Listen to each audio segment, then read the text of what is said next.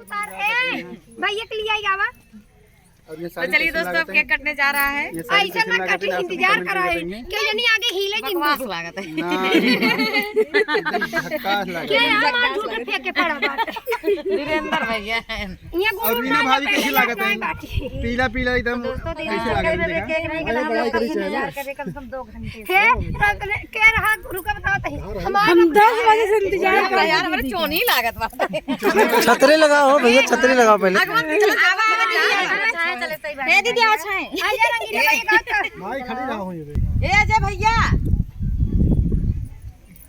अब हम एक की ठेल दे अब हम ब्लॉग बनाओ।